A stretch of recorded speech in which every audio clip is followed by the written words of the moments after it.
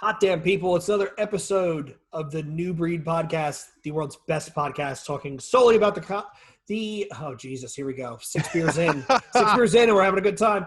Talking solely about the topic of new metal. I am one half of your hosting duo, Jay Horskow, and with me I have Tim Anderson Jr. Tim, good evening. What's up, man? How's it going? Great. So, tonight's episode, we're going to do a deep dive, and this may be one of these rare deep dives where Tim and I's opinions actually diverge. So, tonight's album, a band that needs no introduction, 1998, self-titled Slipknot. Oh, yeah.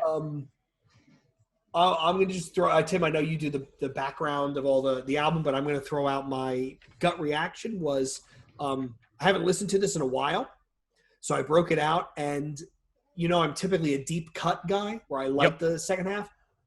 The second half doesn't hold up for me. Wow. One, maybe two songs I enjoyed. But the rest, I was like, Maybe it's because the first half is just so brutal and bludgeoning that by that point you're just exhausted. But yeah, I love it. Didn't do much for me. All right, Tim, give us the details. I love the whole record. You want to do details or our thoughts first? Let's do details. All right. So this record was released June 29th, 1999 through Roadrunner. Produced by Ross Robinson at Indigo Ranch. They had a demo before called Mate, Feed, Kill, Repeat. Reissued in December of 99 with a different track listing because they cut off Frau, Limb Nursery, and Purity because of that lawsuit bullshit. Yep. We'll talk about that controversy real quick too. They replaced that song with Me Inside. Also, this record featured former guitarist Josh Brainerd. I think that's how you say that. Yep. He left after the recording. And I wrote in my notes, what an idiot. Yeah, seriously, right? Why would you record it and then bolt? Whatever. He has to be regretting that every day of his life right now. They're huge. They're like one of the biggest bands in the world. Yep. Only hit number 51 on the Billboard 200, but since has been certified double platinum in the U.S. It's also labeled... How much is that, Tim? How much is platinum? Platinum is $1 million. 2 right? million, yeah. Jesus, 2 million copies of this thing. 2 Holy million. Shit. And how many did they sell of the one before it got redone? That's what I want to know. I don't know. But even still, like $20 a pop for a CD? Oh, yeah, back then it was. That's a lot of money. It's labeled the 25 best debut albums of all time in the 25 best. Also, Epic and Hollywood Records were interested first, but the band signed with Ross's label IM, who then he put to Roadrunner. So I get maybe Ross, too, could be like, yo, what the fuck? Like, I could have had this multi-platinum band on my label, and he gave it away. I'm sure he got money for it.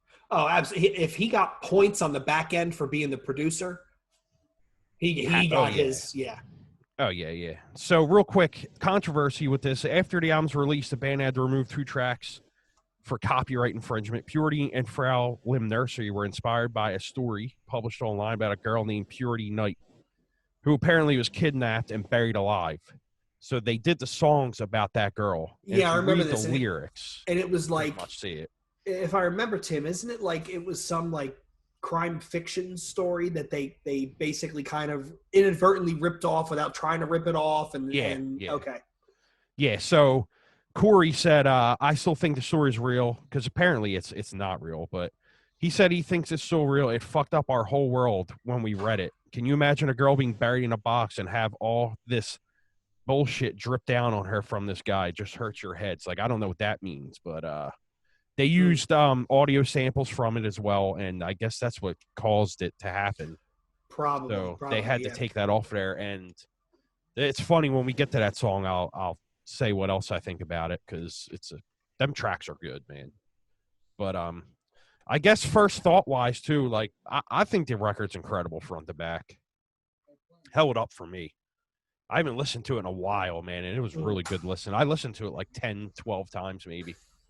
The things that jumped out at me is musicianship, 6 beers, 7 beers in, for a debut album. Right, because you think about the barely controlled chaos of 9 dudes all playing right on a stage, and their live show is obviously what I think propelled them. That and their image, right? They had a shtick and they stuck to it. Oh yeah. But just the one of my initial notes was this is a new metal album, right? If it's not new metal, we wouldn't be talking about it. But at the same time, this is fucking ridiculously heavy for a new metal album. It just beats the shit out of you and sick right away. Yes, I have a note here that Joey Jordison's drumming, considering new metal, what new metal drumming typically is. You think of a band like Ultraspank, you think of a band like Limp Bizkit with John Otto, right, who sits in the pocket, and then you have Joey Jordison, who's like 5 feet tall, coming around the corner and blasting, right, like double bass blasting, which is completely unheard of in this type of music. I thought his drumming was impressive. The fucking guitar riffs, right? These two can write some riffs. They get stuck in your head. And the other thing to me, Tim, was you got 9 dudes in a band, right? At some point, you got to stop and go, it's a fucking gimmick. But it doesn't sound like a gimmick. There's a couple of songs here where I actually call out that all the pieces fit to the point in a way that you can tell that every single person adds something to a song. It's not subtraction by addition, I should say. Every single person, what they add actually makes the song a little bit better. Absolutely. I agree with that 100%. Super fun listen to. Like it's a fun record. I get why it was such a huge record too. Cause like you said, it's so well done. The production is great.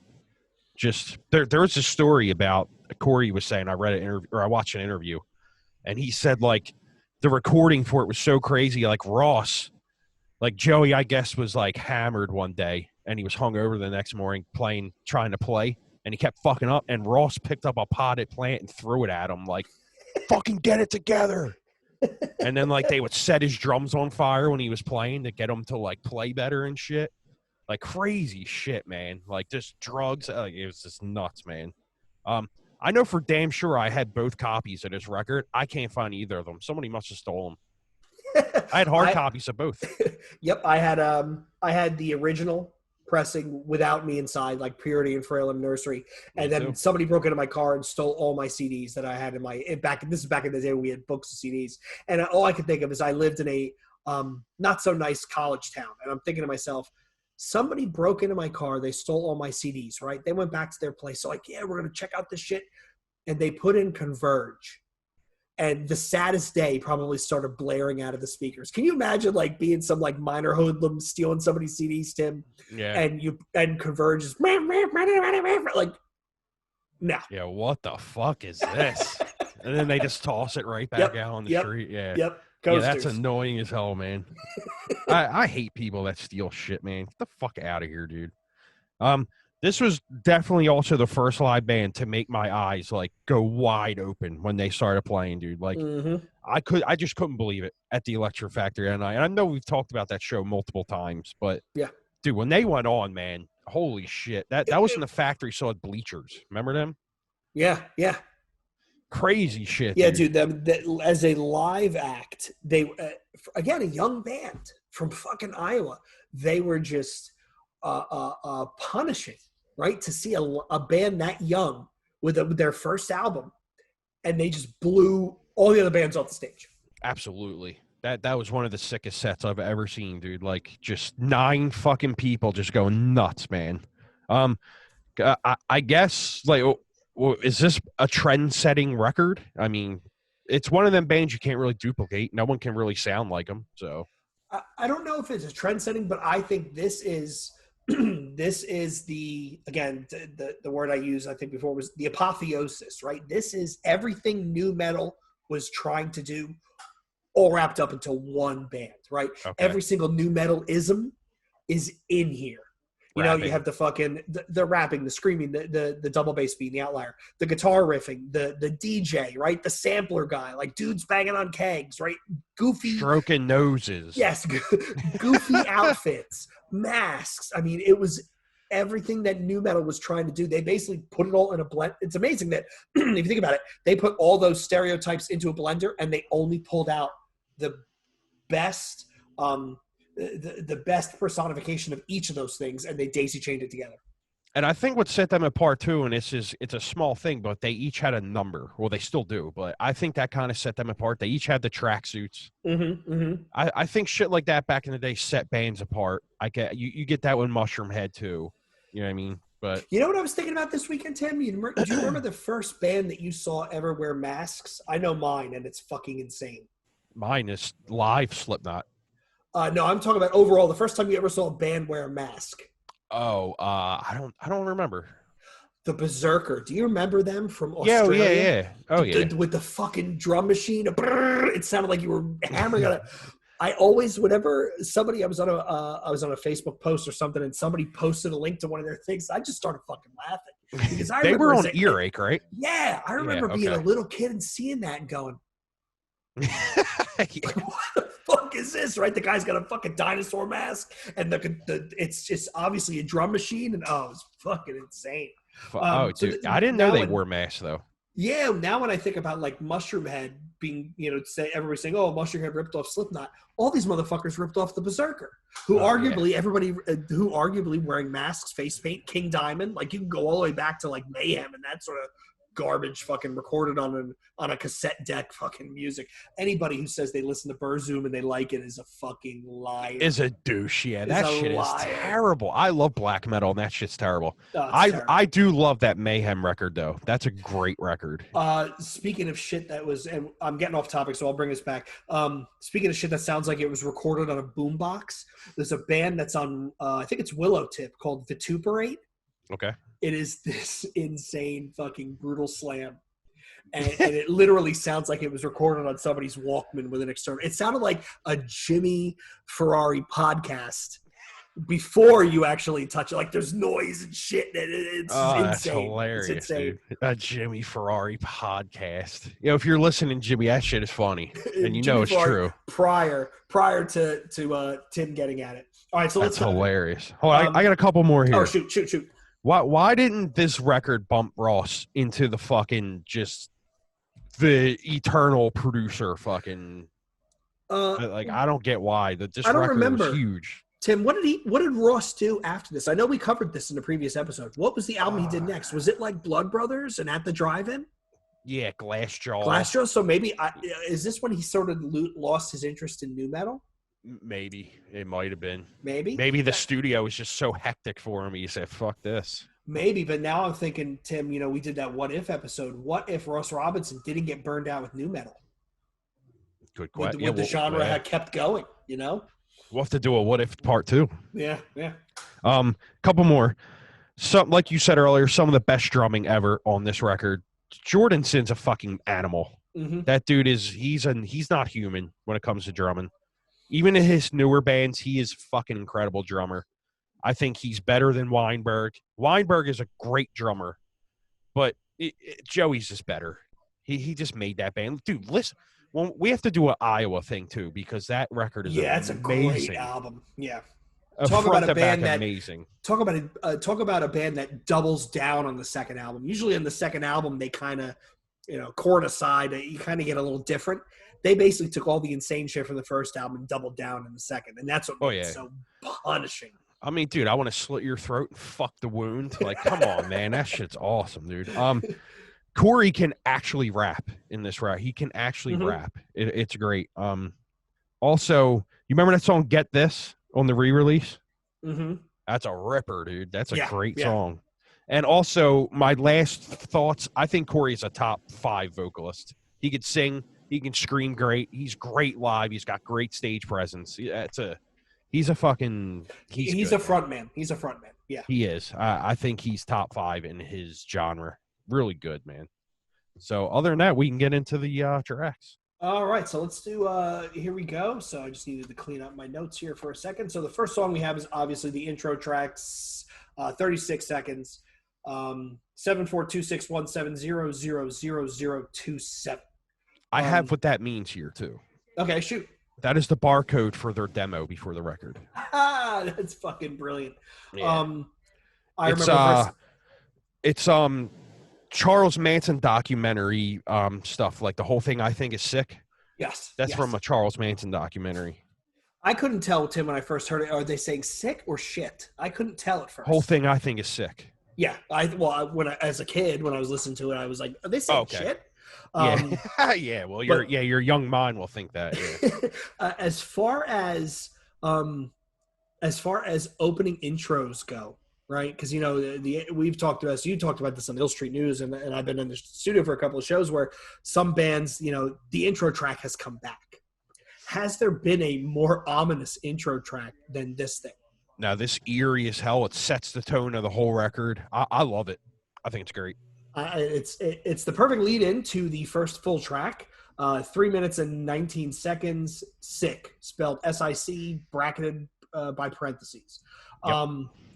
This is this is as far as like an opening track goes to me. It's just, we're going right in. We're going to punch you right in the face. You're going to know we're here and we're ready to play. I first heard this song before I even knew who Slipknot was. WSOU. I think we might have talked about this. WSOU. I'm driving around in my car. They played this. I pulled over. I found a fucking payphone because this is like 99 before I even had a cell phone. And I actually called the studio and I said, "Hey, you just played God Forbid. Who was that before them?" Or somebody, and they said, "Oh, that was Slipknot." I dragged my girlfriend to Sam at the time to the mall to Sam Goody, and I had no money. I convinced her to buy it for me. What a masterful way to start the album. Yeah, no pun intended. One of the sickest openers ever, dude. Yeah. So fucking good, man. I always love that song, and that's the song that they would always play first. They would do the intro and then Into Sick live all the time. They still do that sometimes, actually. But seeing this opener, like I said earlier, at the factory, fucking incredible, dude. And the factory sound system back then was so fucking good. It was my chest. It was like hitting your chest hard as shit. Oh man, blown away at that, dude. And I just remember being a kid, like being amazed that a human could play that fast on drums. When you get older, you finally realize like it really isn't that hard once you keep doing it. But his technicality is just so fucking flawless, dude. Yeah, he's a good drummer. This song also introduces all the Slipknotisms, right? You have the DJ, you have the sample guy, you have the guys banging on kegs, you have all that, and yet it all fits. This is their opening track. It ties everything together, and all those little pieces you can, and with a good pair of headphones, especially, you can pick them out, all those different aspects. And that's a trend that I found as I was taking notes, because I like you, I listened to this about a dozen times. You could tell that every song they were, like I said, it was there was never subtraction by addition. You could tell all the parts fit together. Yeah, it has like a halftime blast beat in it. It's got like a halftime mosh part in it, if you really think about it. I've just begun. Yep. That's heavy as shit, dude. So good, man. We have Sick, and then we go into track 3, 3 minutes 56 seconds. Eyeless. Love it. To me, the first thing that jumps out with this for me, Tim, is the speed. Again, new metal was not a fast genre of music, and again, you have Joey Jordison coming out blasting. It has the drum and bass sample to start the song. There's actually a breakdown in this fucking song, which is wild. And I'm sorry, but I think this chorus is one of the most quoted new metal lyrics of all time, because it makes no sense. And because it makes no sense, it's purpose fit. You can use it wherever. You talking about the Marlon Brando? Yeah, can't see California without Marlon Brando's eyes. I have that in my notes as well. You just said it. Yeah. Well, first time I heard the song, hooked. It's just so catchy. Mm-hmm. That beginning bass part and just that weird guitar shit they do. Oh man. Yep. And just the technicality of the drums going with the guitars in this song in the beginning, just so good. And I think I told this story. A buddy of mine, his thing is whenever he gets a new album, the first thing he does is he listens to track 2, or if there's an intro, track 3. And this is one of those where he was like, well, because typically it's gas, you let up a bit, gas, you let up a bit, and then it's gas, and then there's like a segue or something. And again, this whole album, they hit the fucking gas pedal and they go, which is one of the things, like, even though I'm not the biggest fan of the second half, they were still blasting the whole album through, which had to be fucking exhausting. Yeah. Am I the only motherfucker with a brain? I mean, come on, dude. Back then, when you hear that shit in your teens, you're like, yes. Yeah, as a teenager, your jet goes, yep. Yep. So Great track, man. now we come to track 4, 227, which I think this was one of the singles, Wait and Bleed. Yes. Which, this is where, to me, I was completely thrown aside because this song is actually singable. Catchy as Like, hell. in the sense that it's catchy. Yep. I actually saw at a college bar, a bar band cover this. Oh. And it's like, they're playing like Nickelback and all this shit. And then they closed with Wait and Bleed. Buster Cherry was the band's name. I don't even know if they're still around. But I remember because obviously the double entendre. But yeah, they closed with this. And I was like, I'm looking around and like there's people nodding. And then I'm like, these people don't fucking realize this is fucking Slipknot that they're closing with. They do it good? Oh, they did a good job. Yeah, they did a really good job. That's tough stuff to play, man. I mean, I don't now. Again, they're closing the bar. It's 2:00 in the morning, so my memory may be a little impaired. We shall say. Yeah. I don't remember any of the double bass ringing through. But then again, who's playing double bass in a fucking college bar anyway? I remember, not to get off subject, but cover songs from some of my favorite bands.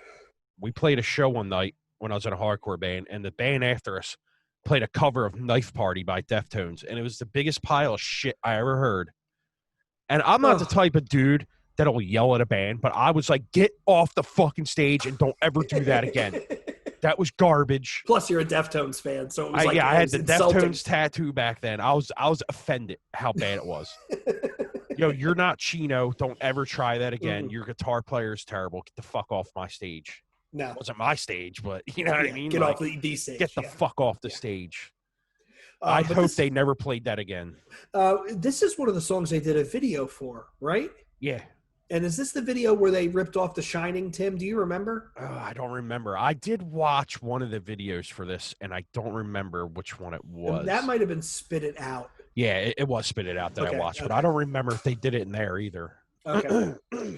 So, but again, track 4, you're 3 full songs into the album, and they haven't let up off the gas, and they threw in their first song, which could quasi be a radio hit if the right DJ gets it. Is this their biggest song? It's between this and Spit It Out. See, I lost interest with these guys after Iowa. The subliminal verses just didn't do much for me. I'm sure they've had some big songs after, but I think like there's a couple of songs on when we go through Iowa that I think were their biggest on this album. Yeah, this is their biggest song on this album. That's what I meant on this record. Yeah.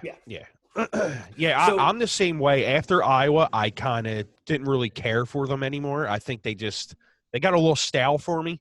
The new record's decent, but it wasn't. I picked it up. I think it was on your suggestion. It wasn't bad. Like it wasn't terrible. It wasn't what I was, praying for, but it wasn't terrible. Yeah, well, they said, "Oh, it goes back to Iowa," and it didn't at all. No, I hate when bands say that. It never can't goes go home back. again. You can never go home. It never goes back. Stop it. So after Wait and Bleed, we have 3 minutes and 38 seconds. Surfacing. Standout track. Yeah, this is definitely a standout. I like I like how as the song goes, they're gradually introducing each instrument, right? Like you can hear like the bands come in. I get 8 measures, and then I get 8 measures, so on and so forth. Again, speed. They're playing at speed again. You have there's that double bass run during that one bridge that's fucking sickening, and then you got there's a DJ scratching, but again, it doesn't seem like it's too much. I think this is one of the best riffs on this album. Oh, what the fuck you, fuck it all, fuck this world, that riff? Yep. Yeah, that is a good one. I just like when he yells fuck you all in the beginning. To me, this is a standout track. Iconic lyrics, like we said. The fuck it all, fuck this world, that's a iconic new metal lyrics right there. Yep. The intro guitar part, I fucking absolutely love. With the scratching and all that. Mm-hmm. It might be the hardest song on the record. It probably is. It absolutely crushes live. Yeah. I don't know if you remember, but the song crushes live. Yep. And like you said, that bridge double bass part is absolutely disgusting. And again, there was no, Tim, I keep going back to it. There's not to beat a dead horse. There was no double bass in nu metal, right? No, the only not band really, doing, dude. The only band doing double bass at this time was fucking Cannibal Corpse, and they're still doing double bass. And it's funny, like the first 2 Korn records don't really have double bass parts at all. I don't know, because he's more of a jazz drummer. David's more of a jazz guy. because I play along to them 2 records like on drums, just because I like to. That's how I work out. I play drums. Yeah. And I play along to a lot of records, new metal stuff, because it's just fun to play. And I noticed, I'm like, he doesn't use double bass at all. He doesn't even really use a crash cymbal that much, like a riding crash cymbal. It's always hi-hat. Yep. It's just weird. But then when you try and play Slipknot shit, though, you're like, fuck me. Like, this is ridiculous. This dude is blasting. Yeah, it's crazy, man. So we go from Surfacing to another one of the singles, one of the early singles of the album, 2 minutes, 39 seconds, which is fairly short, but considering it's a single, it makes sense. Spit It Out. So to me, Tim, the first 6 tracks on this album are, it's everything that Slipknot, their entire career could be boiled down to these first 6 tracks, right? Yeah. It's just lightning in a bottle. It's speed. There's shit that can go on the radio. There's double bass. There's guitar riffing. There's scamples and scratching. And I just think it's as far as album A-sides go, this is a fucking monster. It's a monster. Yeah, you know, it's funny. I have in my notes, creepy ass video for this song. That's what I have in my notes. So it must be the video that you were talking about. It must be. I do think this has some juvenile lyrics in this song, though. It's fuck me, I'm all out of enemies. Yeah, that's a little juvenile in this one. Really good track, though. It's got it's one of the catchiest choruses in nu metal, though. I mean, it's one of the most nu metal tracks on the record as well. Yes. Has all the traits in it. The scratching, the rapping, yep. all that shit. So it's got that going on. So after this, Tim, we go to what is arguably a segue, right? It's not really a song. You have Tattered and Torn, 2 minutes and 54 seconds. Yeah, it's just a little eerie track. I have a note here that this is more of a segue than an actual song, and maybe this was their attempt to showcase the sampler and the DJ, Craig and Sid, because this is one of those weird sort of like atmospheric soundscapey sort of thing. Yeah, about 2 minutes and 30 seconds in, it gets real fucking heavy for a couple seconds. Yeah, and then it cuts out and it goes right to Frail and Nursery. Yeah, nothing much going on there. No. But it's kind of lame that they had to repress the album for a 45-second song, right? Yeah. So on my things, I don't know if you want to do it this way. I have Me Inside as track 8 as well, because that's the track that got re-released. If you want to talk about that one too. Yeah. So the song isn't bad. What I remembered is the first time I heard it, it was posted on the Roadrunner site. Like, here's the song that's going to be, and the double bass, right? Yep. That's the first thing you hear. It's like, okay. Not a bad song, but I get why they left it off the original track listing. Yep. Well, like, it's not bad, but you can see that there was obviously stronger tracks on this album. Well, it worked out for them because they left it off and then they had the opportunity to put it back on. So it worked. Yeah. Yep. I think it's a great track. I actually love the track. So I don't mind it being on the re-release. Corey has a way to elevate choruses in like a god fucking tier way, man. That's why I think he's a top 5 vocalist. It's just he has god tier chorusing of like shit going on, man. Yeah. Just so the lyrics are great in this one. Just I don't know if he has been a singer, if he was a singer like his whole life, or if he took like lessons or whatever for this record, but that dude can fucking wow, man. I like it. And then we come to Purity, 4 minutes, 14 seconds. What did you think of this, Tim? Best song on the record. Really? Yeah, this is my favorite Slipknot song. Okay, why? It's just the snare rolling part and the stuff that they have, all that eerie sounding shit in it, and then it's just so heavy. But the chorus, man, God, it's so goddamn good, dude. What does he say? You all stare, but you'll never see something inside me. It's my favorite Slipknot song. I listened to this track a million times when I was fucking growing up with this track. And then I also, because I went on Apple Music and they don't have this version on there.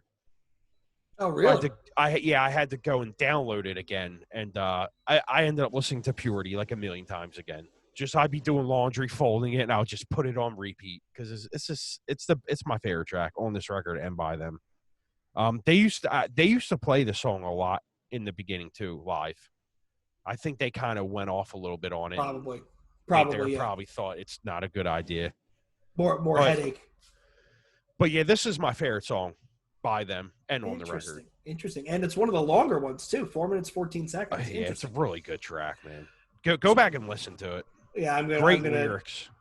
So like we said, now we're getting to the second half, and I'm typically a deep cut guy, and the second half really doesn't do much for me. It's oddly for this album. I don't know why, and I really do think it's because of exhaustion. Like it's so much 1, 2, 3, 4, 5, 6, 7, 8. And this is a long album too. It's 15 tracks. Yeah. So if you take out the intro, that's 14. You take out the segue, that's 13. And that's 13 tracks on an album. Most bands are doing between 8 and 10. And to keep up this brutality, it's fuck. God bless them. God bless them. I think that they had a long track listing because of how many people were in the band. I think they had to give everybody their little part, like you were saying earlier. You know. Yep. So, Jesus, I'm getting old here. So wake the fuck up. I gotta have another beer. So after Purity, we go into 3 minutes 6 seconds. Liberate.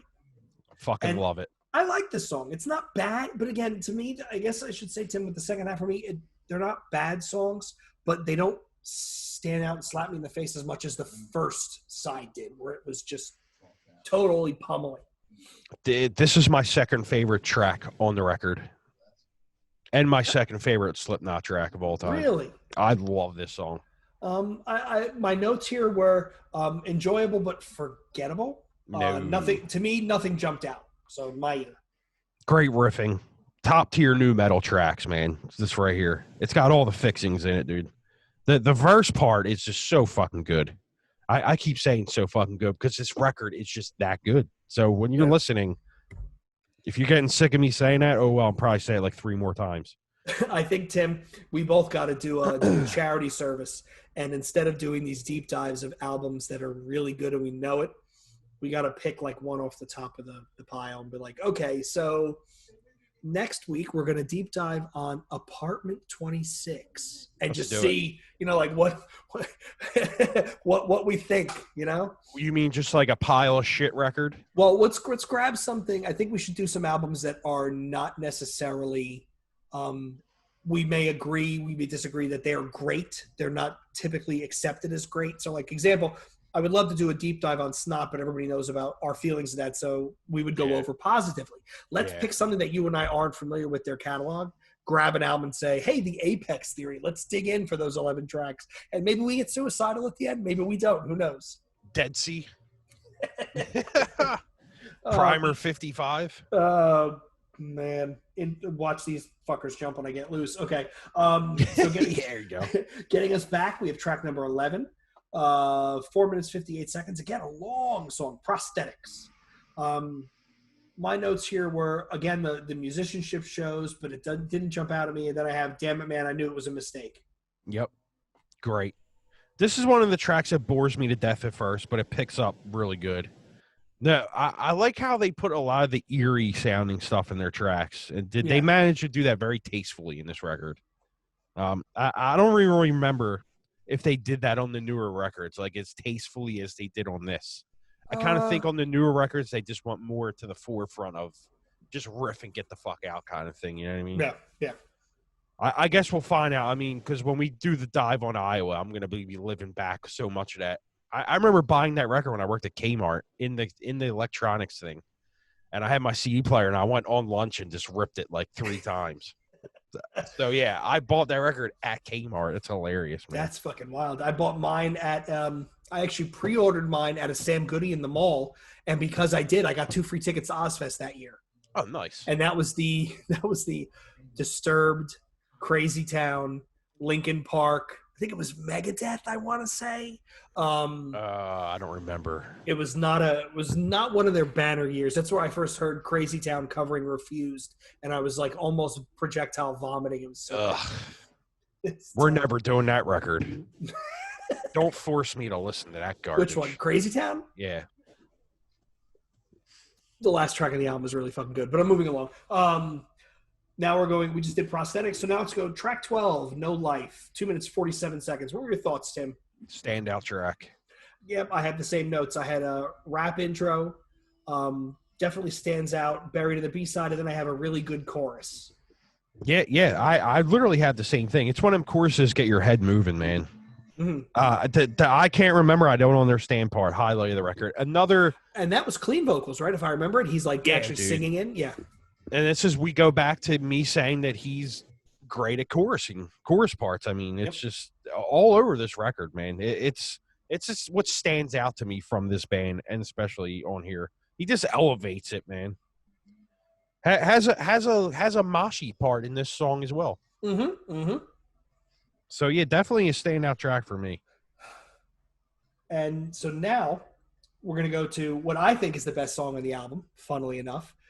Track 13, 3 minutes and 23 seconds, Deluded. I think this is the best song on the album. Wow. I don't think I've ever heard them play it live. I think and I'm going to be honest, this is going to sound almost juvenile, but I think why it resonated with me is, again, I found this band right after my mom passed away. So the chorus about, like, what the hell did I do to deserve all of this? Like, in my younger brain, it actually sat there. But this is definitely one of the better songs on the album. Like, it's I think it's written really well. The riffing is great. It just does it for me.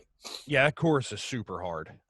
That part you're talking about. Yeah, and it's got like the drum that's just drumming part that's just straight up like bass, snare, bass. Mm-hmm. Yeah, I love it. Yeah, on this second half of the record might be better than the first half for me. We're complete opposites on this one, man. Rarely, this doesn't happen often, but yeah.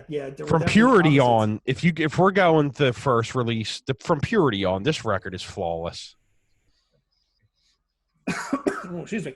So now we're getting to the back end of the album, right? So we only have a couple songs left. So this next track, track number 14, Only One, 2 minutes and 26 seconds. I have here that I don't really count Scissors as the final track because it's like 20 minutes and it's all this, like, gobbledygook and samples and all that sort of stuff. I said this is one of the best closing tracks I have ever heard on an album. The outro chorus of Only One of Us Walks Away, like, that's a chorus that everybody's going to be screaming in the venue, in the arena, wherever you see it. Absolutely. And my notes here say that again, it's just a great way to wrap the whole album up in a box and shove it out. Yeah, absolutely. No, another sick chorus, like you said. Iconic lyrics in this one, like you said. It's crazy. We have like the same notes for everything on here. And just for our listeners' sake, Tim and I do not share what we're writing down. We each keep our own notes. We will swap back and forth, like, hey, I'm on my fifth listen. I still think the second half is trash, or things like that, but we really don't share any notes at all. So it's pretty funny that we end up with the same sort of conservative. Yeah. I think we like to be surprised by each other's notes on it. I mean, I do. It's cool. I don't want to know what your thoughts are until we talk about it, because it makes it more interesting. And also, I do get a kick out of trying to figure out and I know you do the same with me. It's kind of funny trying to figure out what you think the other person's favorite track is going to be. Yeah. You didn't think, I didn't think it would be your Deluded. I definitely didn't think it was going to be Purity, truth be told. So that's a great track. Surprised each other there. So on the main release, the last song is Scissors, which I think runs a total of 20 minutes. So I think it's 8 minutes to start. Then there's a chunk of silence. And then there's that Eeyore, right? It's Eeyore. Yeah. And all I remember from that is I am the great big man. And he's like screaming and it's going really, really fast. And then it just stops. Yep.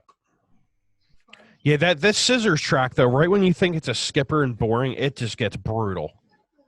If you listen to the whole track, it gets really fucking heavy, man. It leads in slow, right? Yeah. And it's almost like a lot of noise. Whispers. And it's really heavy, though, man. It's a great track. I'm a second half guy on this one. I have to say second half for this. Them songs just hit me good.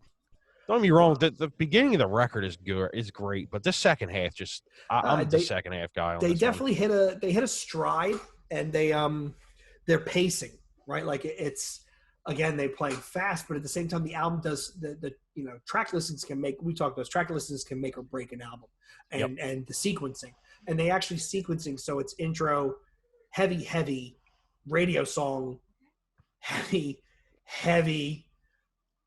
segue, noise, heavy, heavy, heavy, heavy, heavy, and like the second half is just all downhill, all blasting all the time. Yep, you're right. And Tim, I don't know about you, I didn't dig into like all the extra. There was like 6 releases of this album. There was demos, there was live tracks, there was a Terry Dayton mix, there was all this live shit. I didn't have the time. I didn't even go down. Did you go down that path? I did a little bit. If you have the wiki in front of you, let's just talk a couple minutes about that, because this is going to end up being a shorter episode. Let's just get a couple more minutes into it. Okay. Well, what do you have there for? I know they had a 20th or they had a 10-year anniversary re-release, right? Yeah. So the 10-year was let me see here. So it was Purity, Liberate, blah blah blah blah. Then they had Me Inside, Get This. Mm-hmm. There's versions, there's remixes of Spit It Out, Sick, Wait and Bleed, and then there's a couple of demos at the end. Okay. Then they had like a Ozfest edition or some shit, maybe? I think so. They didn't they? Maybe like a 20-year reunion of it, or yeah. Then they had like a digipack with demos again. Yeah, they did have like 28 fucking different versions of it. Well, and it makes you wonder: is it the band or is it Roadrunner? You know what I mean? Because Roadrunner, like I remember they went through a phase where they were re-releasing 2 albums on one CD as like a bargain. And I remember seeing the VOD first and second album on a CD, and I'm like, what the fuck? Did VOD release this? No, they didn't release that. Well, you got to think Roadrunner, as many records as it was selling, I guess they wanted to cash in and get a little bit more out of it, you know? Absolutely. You can't blame them. No, it's like the Fear Factory Concrete album, where they released it after Fear Factory and Ross got big. They're like, hey, well, here's trash that we didn't like, but have at it, boys. Slipknot is a prolific band. They're still writing. They're still putting out material. What did they end up with, like 5 or 6 albums, Tim? The newest one was their 6th or 7th. I don't remember. Self-titled. Iowa. You had 3.0. Okay. Then you have, I can't remember in order, you have the new one, which is 4, and then there's 2 more. There's the Gray Chapter, 5, and then let me see if I can get the last one. All Hope Is Gone. There you go. They might have 7 actually, right? Or is it 6? The studio albums is 6. Okay. Well, they took a break for a while, right? Yeah, I mean, dude, I have never heard anything off the Gray Chapter. You'd have to read some songs off, and if I could remember. I'm looking at the track listing to see. For some reason, when I'm in full screen on Zoom, I can't square it to half and go look on. I have to do it like before. It's weird on mine. Sarcastrophe, AOV, The Devil and I, Kill Pop, Skeptic, Lech, Goodbye, Nomadic, The One That Kills the Least. And I'm also noticing here as I'm looking at the writers. It's all Corey Taylor and Jim Root on almost every song. Oh, The Devil and I remember that one. Clown shows up for a couple, but it's really those 2 guys. So it kind of makes you think about that's why maybe that's why it didn't do as well, right? Because the whole band wasn't writing them; they were all putting them together. It was 2 dudes putting it together. Well, I guess they were hurting from the bassist dying and all that stuff. So. Oh yeah. I can't remember. I'm gonna have to go back and listen to all these records this week too. Probably. Well, I'll do one a week because if I just do all of them, that's all I'll listen to all week is fucking Slipknot. Yeah. And there's too much music for me to be listening to one band all week. Oh, I know, right? Like it's trouble. You have trouble keeping up. I have trouble keeping up. I mean, I hate the coronavirus because I'm fucking dying to see a live show, but at the same time, everybody's slowing down and not releasing stuff has given me time to really dig into some of the shit that has come out and even go back and do some, like, for lack of a better term, Tim, dumpster diving into some of this older stuff. Yeah. It's funny. We were talking about how like the corona was going to bring out a lot of releases, and it's been the total opposite. I think it's been a slower year. Oh, everybody has slowed down because I guess if it doesn't, we were talking before we started recording about all the interviews we listened to where everybody's saying it doesn't make sense to release something if you can't tour off it. Then you're just basically just putting it out there. True. Like you had Drain, you had Rotting Out, you had Black Dahlia Murder, all had releases scheduled. They've released them, and I mean, the Acacia Strain put out like 17 little EPs. I mean, what the fuck? Yeah, oh, thanks for reminding me. I got to pre-order that album. I liked it. I liked what I heard. Slow Decay, yeah. Yeah, I liked what I heard. So taking it back to Slipknot, Tim. So all in all, monster of a first release. Absolutely. One of the best debuts ever. This, to me, this is the high watermark for nu metal. It never got anywhere close to this because these guys basically took everything that everybody else was doing, put it in a blender, pulled out the most positive manifestation of all those things, and then they just ran with it. And it is just completely I mean, it's actually pretty impressive if you think about it. 9 dudes from Iowa, right? I don't want to talk too much about it because I know we're going to cover Iowa. Eventually we'll do a deep dive. But did you watch the Sound City documentary that Dave Grohl did? I think I did. I don't remember, though. There's scenes of different bands recording at Sound City, and there's a scene of these guys. And it's literally like 9 dudes like swinging off monkey bars in the fucking studio. Like, it's insane. I'm going to write that down right now, Doc. But it's I mean, it's an opening album. Again, 15 tracks. Gas is on the floor, right? They stayed in 5th gear the whole time, and they just gunned through it. It's no surprise that they got as big as they did. Speaking of documentaries, I tried watching that Misery Signals one earlier, and your server's down. Oh shit! I'll restart it. You know what? I was watching something and it got a little screwy. Oh yeah, that's fine. I was just like, God damn it, dude! You should. My sister-in-law texts me and she's like, "Hey, I'm trying to watch something off your Plex server. Can you reboot the machine? It's not responding." I'm like, "What am I, fucking tech support?" Yeah, I wasn't gonna bother you with that shit. Speaking of documentaries, getting way off topic, the Industrial Accident, the documentary Wax Tracks, their label is fucking awesome. I watched that very drunk on a Friday night after you told me about it, and I don't remember any of it. Oh, you gotta watch it. You gotta like pay attention. It's awesome. Like just how they again, lightning in a bottle, right? They just in the right place at the right time. Yeah, I gotta rewatch it. I was too drunk. All right, Tim. Well, I think that just about covers everything we need to say for Slipknot. Any other final thoughts?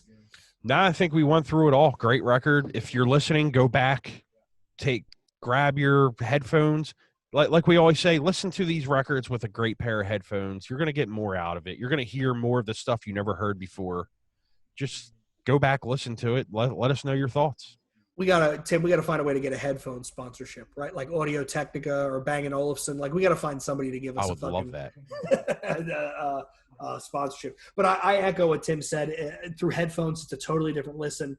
You're going to pick up on so much more of the nuance that gets lost, even on a great speaker. Play it loud, and you're really going to get stuff out of it. And I honestly do look forward to deep diving into Iowa because I remember being completely floored by that. Yeah. So I'm gonna wrap us up. Once again, we want to thank everybody for listening. I want to thank Tim for his time. Tim and I want to thank you.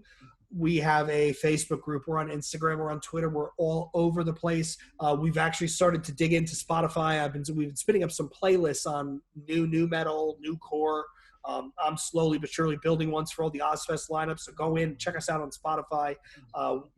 Thanks again for digging in, and we will talk again soon. See ya.